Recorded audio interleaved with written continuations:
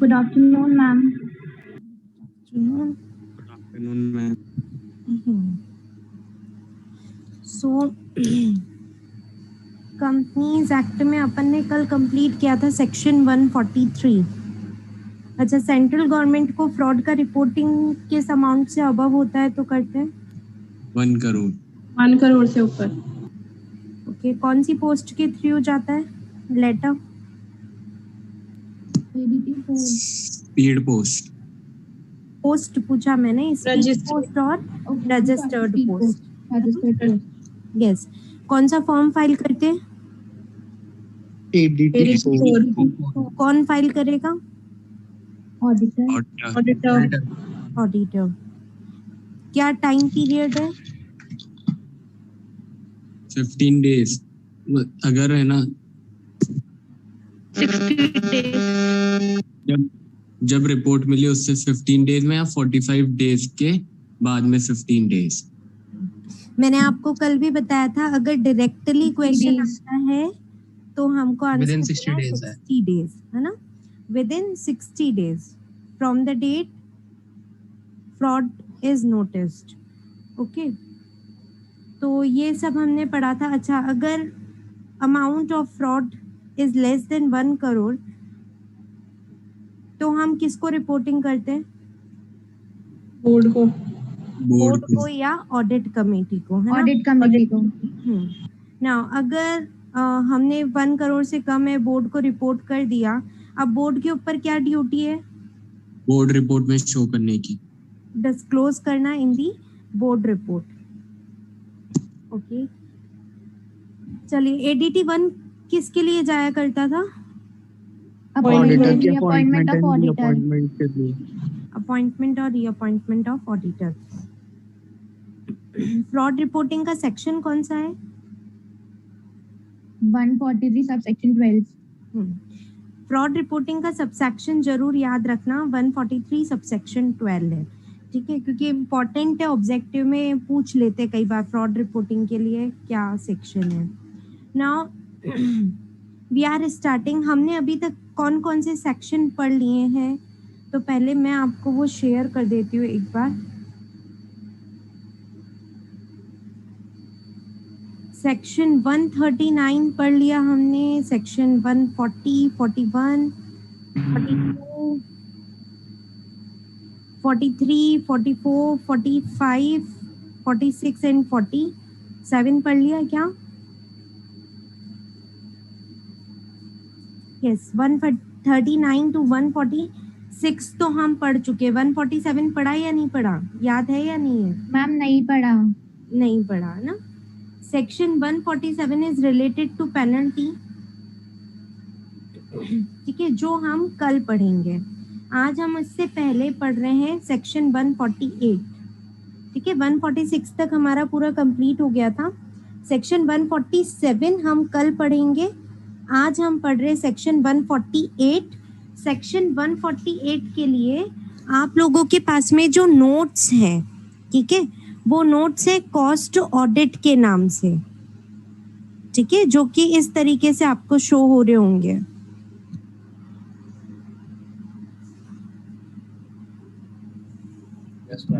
Yes ma'am. आपके notes के अंदर है ना। नाउ ये सेक्शन 148 पूरा मैंने फ्लो चार्ट के अंदर यहाँ पे दिया हुआ है आपको, बहुत ही इजी मैनर के अंदर दिया हुआ है, ठीक है। तो इसकी हालांकि नोटबुक की कोई नीड नहीं है, बट फिर भी मैंने आपके लिए नोटबुक बनाई हुई है जो मैं आप लोगों को शेयर कर दूंगी, ठीक है। तो सबसे पहले हम स्टार्ट करते हैं सेक्शन 148 रिलेटेड किससे?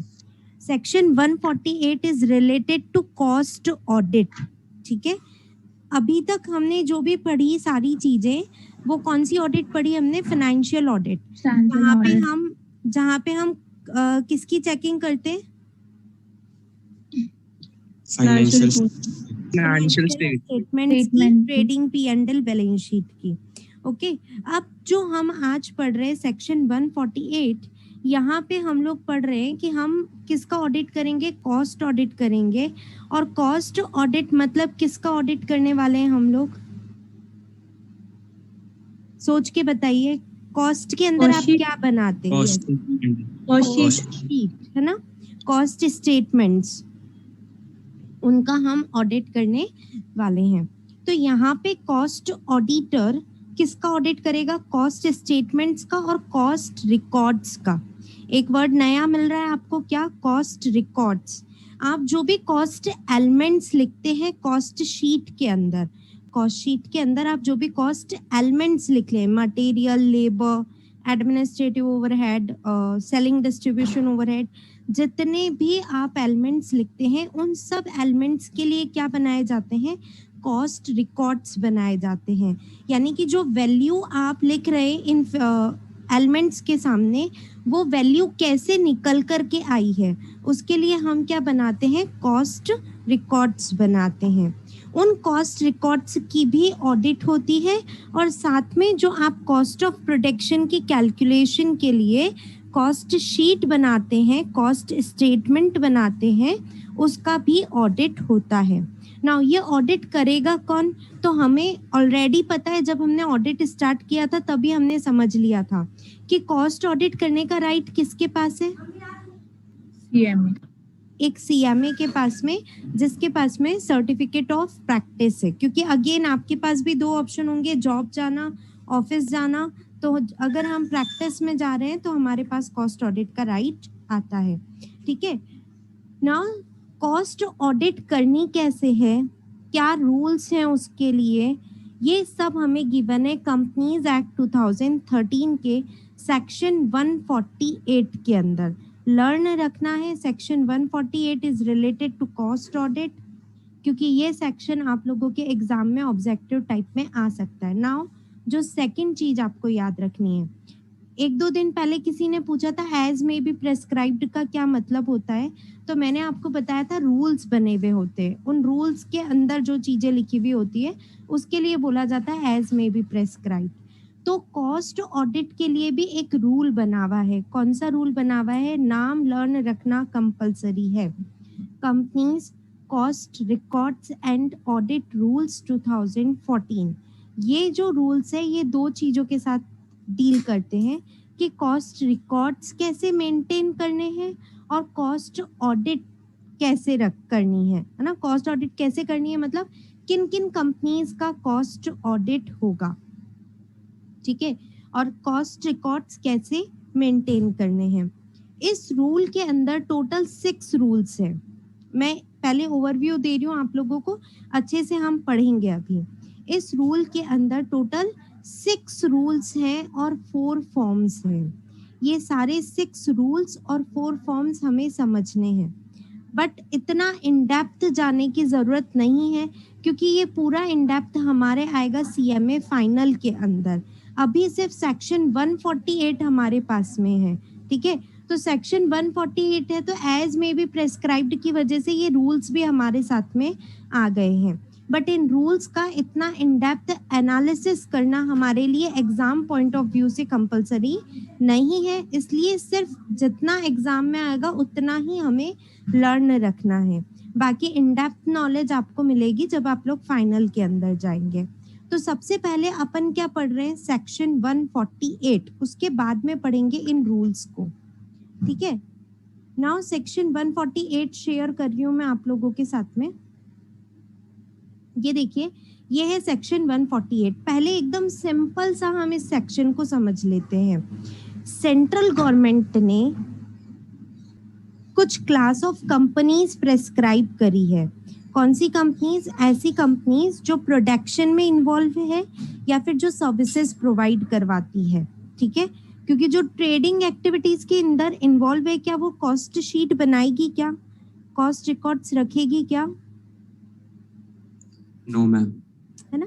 No ma'am. ओनली कौन सी कंपनीज? वो कंपनीज जो प्रोडक्शन में इन्वॉल्व है या सर्विसेज प्रोवाइड करवाती हैं, ठीक है। उन कंपनीज के नाम दिए हैं, नाम सजेस्ट किए हैं इस रूल्स के अंदर। कौन से रूल्स के अंदर? जो अपन ने अभी अभी नाम पढ़ा था, cost records and audit rules 2014, कि कौन सी कंपनीज को कॉस्ट रिकॉर्ड्स मेंटेन करने, उन कंपनीज के नाम दिए हुए हैं वहाँ पे।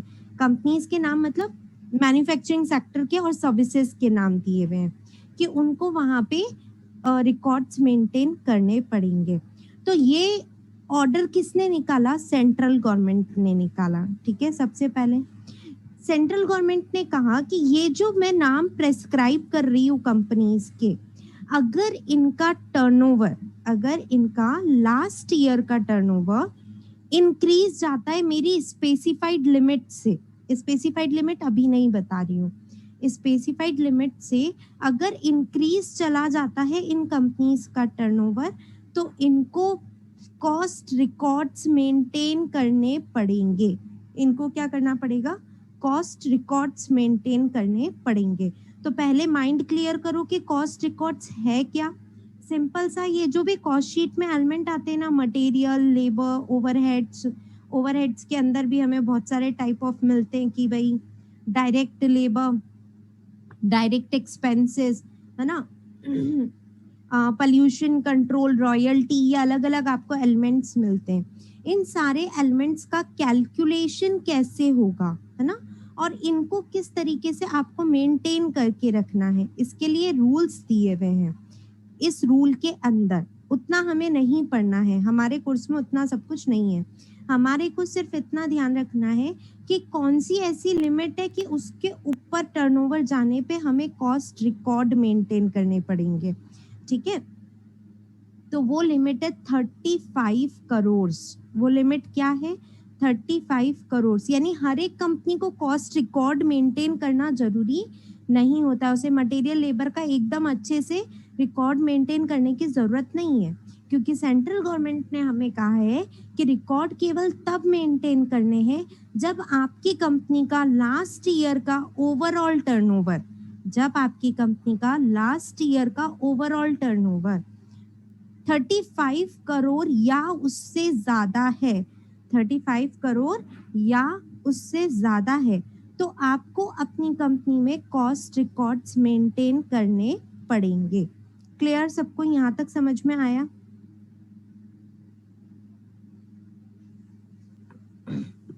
Yes ma'am. ठीक है, क्या लिमिट है कॉस्ट रिकॉर्ड मेंटेनेंस की? 35 करोड़ या उससे ज्यादा। पूरा याद रखेंगे, केवल लिमिट याद नहीं रखनी है। Turnover of previous year is equal to और ग्रेटर देन 35 करोड़।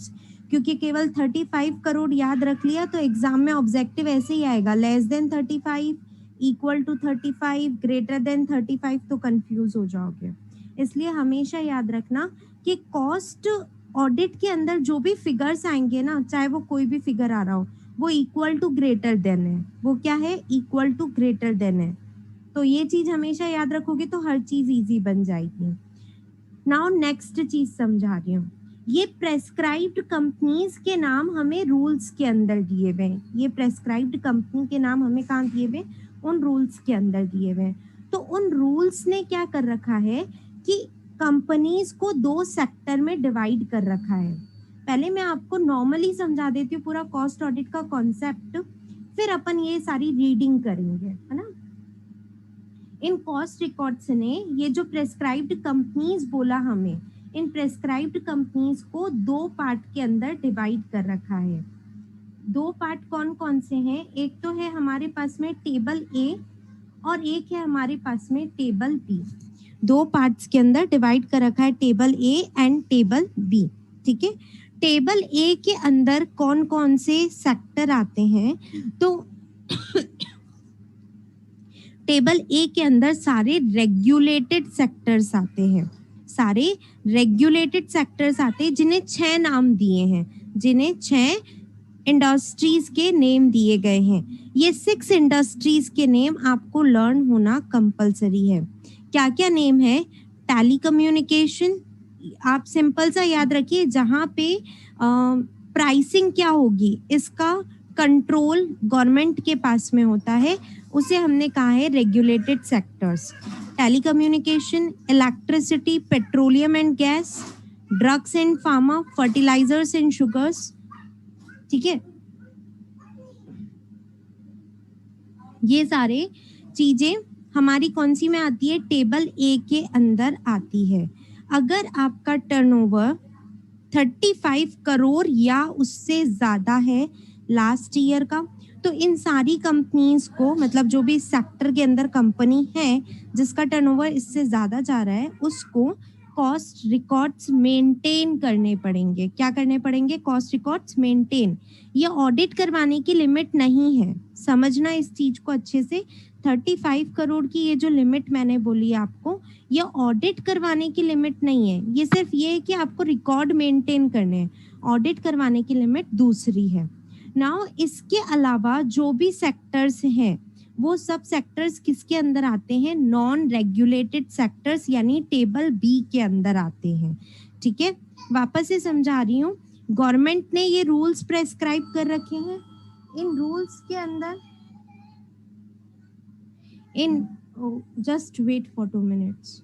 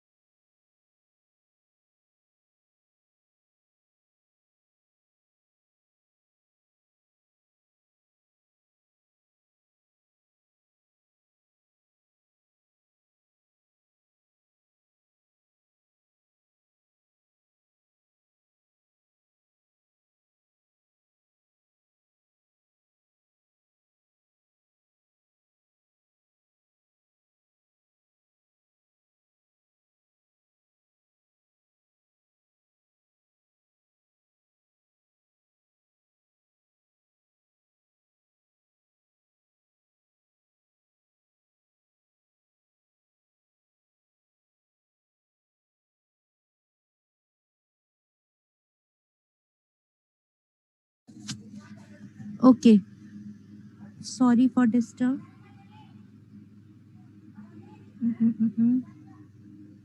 ओके, अपन यहाँ पे थे कि हाँ, क्या हुआ है, जो ये रूल्स प्रेस्क्राइब्ड हैं, इस रूल्स के अंदर कंपनीज को 2 सेक्टर में डिवाइड किया है। फर्स्ट है रेगुलेटेड सेक्टर, जिसके लिए टेबल ए बना हुआ है। सेकंड है नॉन रेगुलेटेड सेक्टर्स, जिसके लिए टेबल बी बना हुआ है। ठीक है, रेगुलेटेड सेक्टर के नेम लर्न होना कंपलसरी है। केवल 5-6 नाम है: telecommunication, electricity, petroleum and gas, drugs and pharma, fertilisers and sugar. Okay, ये सारे हैं हमारे कौन से सेक्टर्स? Regulated sectors. आप नॉर्मली ऐसे भी याद रख सकते हैं कि जिसका प्राइस गवर्नमेंट फिक्स करता है, दैट आर रेगुलेटेड सेक्टर्स। इसके अलावा की जो भी मैन्युफैक्चरिंग या सर्विस सेक्टर्स है, वो सारे आ रहे हैं हमारे नॉन रेगुलेटेड सेक्टर्स में। उनके नाम हमें याद नहीं रखने हैं। ठीक है, कोई सी भी कंपनी हो, चाहे रेगुलेटेड हो चाहे नॉन रेगुलेटेड हो, अगर आपकी कंपनी का लास्ट ईयर का ओवरऑल टर्नओवर 35 करोड़ या उससे ज्यादा है, तो आपकी कंपनी को कॉस्ट रिकॉर्ड्स मेंटेन करने पड़ेंगे। ठीक है, कंपनी कोई भी हो, चाहे 1% कंपनी हो, डोमेस्टिक कंपनी हो, फॉरेन कंपनी हो, कोई भी कंपनी हो, हमें कोई मतलब नहीं है। सारी कंपनीज के ऊपर ये रूल एप्लीकेबल होता है, चाहे गवर्नमेंट कंपनी है चाहे नॉन गवर्नमेंट कंपनी है। ठीक है, आपको रिकॉर्ड मेंटेन करने की, आप ये जो मटेरियल है आपके यहाँ पे कितने रुपए का मटेरियल लग रहा है, लेबर है तो कितने रुपए का लेबर लग रहा है, ये ऑडिट की लिमिट नहीं है। यहाँ तक समझ में आया सबको?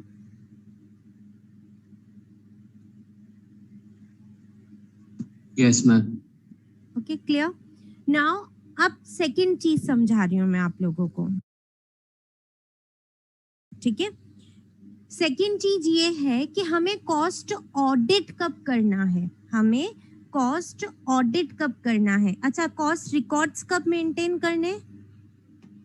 35 करोड़ तक टर्नओवर हो जाता है प्रीवियस ईयर में तो। ठीक है। और वर्ड क्या है? Overall turnover. ओवरऑल टर्नओवर का मतलब क्या होता है? लाइक आपकी कंपनी 4 अलग अलग प्रोडक्ट में काम करती है, सोप बनाती थी, आपकी कंपनी थोड़ा बहुत ट्रेडिंग भी कर लेती थी, ठीक है, और आपकी कंपनी शैम्पूज भी बनाती थी, तो 4 अलग अलग काम करती थी, तो चारों को मिलाकर के जो टर्नओवर है वो 35 करोड़ या उससे ज्यादा है तो, ठीक है। यहाँ पे वर्ड क्या है? Overall turnover. नाउ नेक्स्ट चीज मैंने आपको कहा कि अब हमें कॉस्ट ऑडिट कब करवानी है, तो कॉस्ट ऑडिट के लिए रेगुलेटेड सेक्टर्स की अलग लिमिट है और नॉन रेगुलेटेड सेक्टर्स की अलग लिमिट है, ठीक है। रिकॉर्ड मेंटेनेंस के लिए दोनों की एक ही लिमिट थी 35 करोड़ और मोर, बट ऑडिट करवाने के लिए 2 अलग अलग लिमिट्स है, ठीक है। अगर फर्स्ट याद क्या रखना है कि अगर रेगुलेटेड सेक्टर्स का टर्नओवर, अगर रेगुलेटेड सेक्टर्स का टर्नओवर 50 करोड़ या उससे ज्यादा है, अगर आपकी कंपनी रेगुलेटेड सेक्टर्स में डील करती है और अगर आपकी कंपनी का टर्नओवर 50 करोड़ या उससे ज्यादा है, तो आपको ऑडिट करवानी है, तो ही आपको ऑडिट करवानी है, अदरवाइज आपको ऑडिट नहीं करवानी है, ठीक है। नाउ सेकंड, अगर आपकी कंपनी नॉन रेगुलेटेड सेक्टर्स में डील करती है, मतलब नॉर्मल कंपनीज, मैन्युफैक्चरिंग और सर्विस सेक्टर, तो अगर आपका टर्नओवर लास्ट ईयर का 100 करोड़ या उससे ज्यादा है, तो आपको ऑडिट करवानी है, ठीक है। नॉन रेगुलेटेड सेक्टर्स में क्या लिमिट थी? 35 करोड़ थी। That is for maintenance. Audit के लिए क्या 100 लिमिट? करोड़ या उससे ज्यादा। ऑडिट के लिए 100। For regulated sectors 50 ma'am. 50 crore 50 crore या उससे ज्यादा। ज्यादा। नॉन रेगुलेटेड सेक्टर्स के लिए 100 करोड़ या उससे ज्यादा। 100 100 करोड़। करोड़ या उससे ज्यादा, ठीक है। अब ये तो मैंने क्या कहा आपको अच्छे से समझना, अगर कंपनी केवल रेगुलेटेड में डील करती है तो 50 करोड़ या उससे ज्यादा, केवल नॉन रेगुलेटेड में डील करती है तो 100 करोड़ या उससे ज्यादा, ठीक है। बट अगर कंपनी दोनों में डील करती है, यानी कि वो गैस भी बना रही है, ठीक है, क्योंकि पेट्रोलियम एंड गैस हमारे रेगुलेटेड सेक्टर के अंदर आता है, तो वो गैस मैन्युफैक्चरिंग का काम भी करती है और साथ में वो क्लॉथ मैन्युफैक्चरिंग का काम भी करती है, ठीक है। तो gas is for regulated sector and cloth is for non regulated sector. तो अब क्या होगा? अब हम पे 50 करोड़ लगेंगे या 100 करोड़ लगेंगे? तो उसके लिए दूसरी लिमिट है, उसके लिए क्या है? दूसरी लिमिट है। अगर आपकी कंपनी का टर्नओवर 25 करोड़ से ज्यादा है, ठीक है, लिमिट अच्छे से समझना, अगर केवल रेगुलेटेड में है तो 50 करोड़, केवल नॉन रेगुलेटेड में है तो 100 करोड़। नाउ दोनों का काम कर रहे हो, तो अब अगर आपकी कंपनी का टर्नओवर 25 करोड़ या उससे ज्यादा जाता है, ठीक है, इन दैट केस आपको टेबल ए का ऑडिट करवाना पड़ेगा।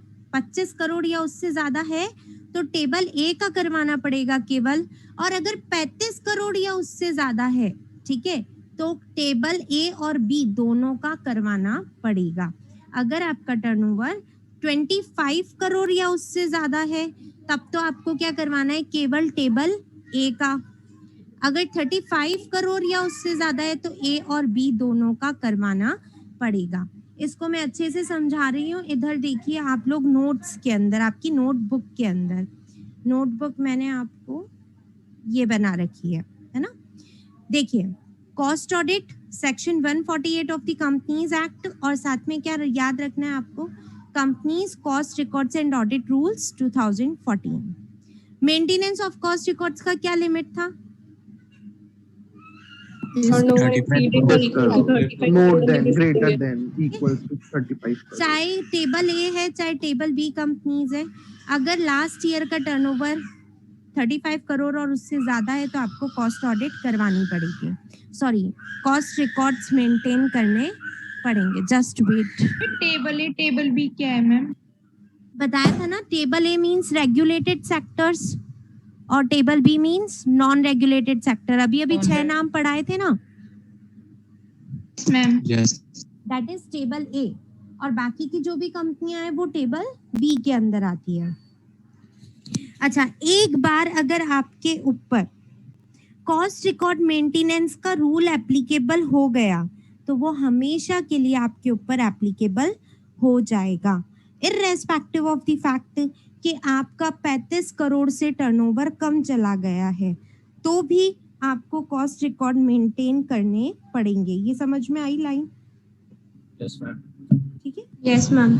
सिंपली आज मेरा मैं आज के ईयर की बात कर रही हूँ, है ना।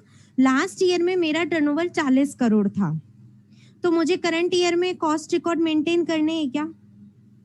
Yes ma'am. करने। Yes ma'am. Now current year का मेरा टर्नओवर केवल 32 करोड़ रह गया, तो मुझे वो भी नेक्स्ट करने ईयर में पड़ेंगे। तो भी करने पड़ेंगे, अगले क्योंकि एक बार एप्लीकेबल हो गया तो हमेशा के लिए एप्लीकेबल हो गया। नाउ अब यहाँ पे देखिए, cost audit of cost records. अब ऑडिट कब एप्लीकेबल होगी? अगर टेबल ए का टर्नओवर 50 करोड़ या उससे ज्यादा है तो आपके ऊपर क्या हो जाएगी? कॉस्ट ऑडिट एप्लीकेबल हो जाएगी। और अगर टेबल बी का टर्नओवर 100 करोड़ या उससे ज्यादा है तो आपके ऊपर क्या एप्लीकेबल हो जाएगी? कॉस्ट ऑडिट एप्लीकेबल हो जाएगी, है ना। नाउ अगर आपका टर्नओवर, है ना, अगर आप टेबल ए और टेबल बी दोनों को मिलाकर के काम करते हैं, दोनों चीजों में डील करते हैं, तो आपको याद करना है टेबल ए का ऑडिट कब होगा? जब टर्नओवर 25 करोड़ या उससे ज्यादा जाता है, ठीक है। और टेबल बी का ऑडिट कब होगा? जब टर्नओवर 35 करोड़ या उससे ज्यादा जाता है। क्लियर? समझ में आया? मैम आपको टेबल है और मैम फिर 25 करोड़ वाली बात, अगर जैसे ना अगर अपन टेबल है टेबल भी दोनों करके अगर 25 करोड़ वाली लिमिट में अगर अपन फॉलो कर रहे हैं तो फिर कॉस्ट रिकॉर्ड तो तभी भी रखेंगे ना, चाहे अगर 35 से नीचे ही हो। नहीं, इसके अंदर ये लिमिट तो चलेगी 35 करोड़ से ज्यादा है तो यहाँ पे है ना, एक्चुअली ये चीजें आपको मैं फाइनल में अच्छे से समझाऊंगी। अभी सिर्फ लिमिट्स ये याद रखो, क्योंकि यहाँ पे बहुत बड़ा एक फंडा है जिसके अंदर मुझे 2 दिन आपको समझाने में लगेंगे, है ना। यहाँ पे ये वर्ड एक मैंने लिखा है इंडिविजुअल टर्नओवर, ठीक है। इसका मतलब ऐसा है कि केवल टेबल ए का टर्नओवर देखना है हमें। अगर वो 25 करोड़ से ज्यादा है तो टेबल ए की ऑडिट होगी, इसलिए इतना इन डेप्थ हमारे है ही नहीं, तो इतना इन डेप्थ हमें जाना ही नहीं है। सिर्फ हमें क्या याद रखना है, 50 करोड़ और 25 करोड़ टेबल ए के लिए लिमिट दी हुई है और 100 करोड़ और 35 करोड़ टेबल बी के लिए लिमिट दी हुई है। सिर्फ इतना सा याद रखना है आप लोगों को, क्योंकि हमारे पास में in depth knowledge of cost audit अभी है ही नहीं। कॉस्ट ऑडिट नेक्स्ट ईयर हमारा चैप्टर सब्जेक्ट आएगा पूरा, तब हम इसे अच्छे से समझेंगे। ओके मैम यस मैम, पर यस बोलिए। मैम ये बात मतलब आपने बताई, समझ आ गई। स्टिल एक बार आप ये थोड़ा सा बता दो कि जैसे अगर 25 करोड़ है उसकी, 25 करोड़ जैसे 26 करोड़ हो गया तो वो उस वाली कैटेगरी में फॉलो करके अगर वो टेबल है और टेबल वाली जो आपने बताई अभी, तो फिर मैम वो कॉस्ट रिकॉर्ड रखेगी एक्चुअली क्योंकि 35 से ऊपर है। टर्नओवर यहाँ पे ओवरऑल टर्नओवर उनका अबव ही होगा 35 करोड़ से, ठीक है। अब होगा क्या, यहाँ पे हम ए और बी दोनों की ऑडिट कर रहे हैं, है ना, सॉरी प्रोडक्शन दोनों प्रोडक्ट्स का कर रहे, टेबल ए का भी कर रहे, टेबल बी का भी कर रहे, है ना। और कुछ ऐसे भी प्रोडक्ट्स है जो ना तो टेबल ए में नाम आ रहा है ना टेबल बी में नाम आ रहा है, ठीक है। तो अब हमें यहाँ पे ऐसा कहा है कि हमें केवल इंडिविजुअल टेबल ए का टर्नओवर देखना है, ठीक है। अगर इंडिविजुअल टेबल ए का टर्नओवर 25 करोड़ से ऊपर जाता है, ठीक है, तो आपको केवल टेबल ए का ऑडिट करना पड़ेगा। बट अगर आपका टर्नओवर 35 करोड़ से ऊपर जाता है, चलिए मैं आपको एग्जांपल्स देके ही समझा देती हूँ, आपको ऐसे समझ में नहीं आएगा। जैसे एग्जांपल, मैं ओनली टेबल ए में डील कर रही हूँ, तो मेरी ऑडिट कब होगी? जब मेरा टर्नओवर 35 50 50 करोड़ करोड़ से ऊपर हो। 50 करोड़ से 50 करोड़ से इक्वल है, अबव है। नाउ अगर मेरा टेबल बी का ऑडिट है 100 करोड़ 100 करोड़ और मोर, है ना, मैं ओनली टेबल बी प्रोडक्ट्स बनाती हूँ। नाउ मैं टेबल ए प्रोडक्ट भी बना रही हूँ, मैं टेबल बी प्रोडक्ट भी बना रही हूँ, और कुछ ऐसे प्रोडक्ट भी बना रही हूँ जो दोनों ही में मेंशन नहीं है, दोनों में ही मेंशन नहीं है। तो अब इसके एग्जांपल्स ले रही हूँ मैं, ठीक है। से मैं टेबल ए का बना रही हूँ 15 करोड़ का, टेबल बी का बना रही हूँ मैं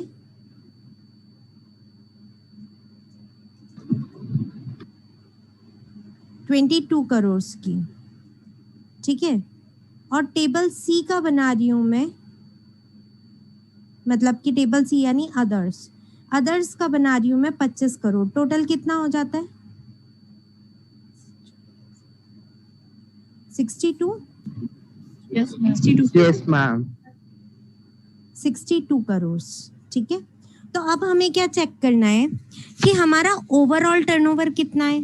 62 करोड़ से, जो कि 50 करोड़ से ज्यादा है, जो कि 50 करोड़ से ज्यादा है, और 100 करोड़ से कम है, जो कि 100 करोड़ से कम है और 50 करोड़ से ज्यादा है। तो अब आपको ये देखना है कि आपके ऊपर ऑडिट तो एप्लीकेबल हो गई, क्यों? क्योंकि आपका टर्नओवर 50 करोड़ से ज्यादा जा रहा है। क्लियर, समझ में आया? यहाँ तक आपका टर्नओवर तो मैम एक पोस्ट रिकॉर्ड मेंटेन भी करेगा ना? रिकॉर्ड तो मेंटेन करना ही है, 35 करोड़ से तो बहुत ऊपर हो आप, ठीक है मैम। ठीक है। अब आपका ऑडिट तो होगा या नहीं होगा, कौन सी टेबल का होगा, ये प्रॉब्लम है। तो यहाँ पे इसकी बात को समझने के लिए आपको फाइनल में ही समझ में आएगा। एक एग्जांपल के साथ समझा रही हूँ मैं यहाँ पे, क्योंकि आपका टर्नओवर यहाँ पे इंडिविजुअली देखा जाए तो किसी का अबव नहीं है, ना तो 50 करोड़ से अबव है, ना 100 करोड़ से अबव है। तो उसके लिए हमें एक थर्ड लिमिट दे रखी है। क्या लिमिट दे रखी है? कि अगर 25 करोड़। आपका टर्नओवर 50 करोड़ से अबव जा रहा है ना, यहाँ पे ओवरऑल टर्नओवर किससे अबव जा रहा है? 50 करोड़ से अबव जा रहा है, तो केवल टेबल ए की ही ऑडिट होने वाली है, केवल टेबल ए की ही ऑडिट होने वाली है। बी की क्यों नहीं हो सकती? क्योंकि 100 करोड़ से ऊपर ही नहीं जा रहे हो, मेन कंप्लायंस ही पूरी नहीं हो रही है, तो टेबल बी की तो ऑडिट होगी ही नहीं।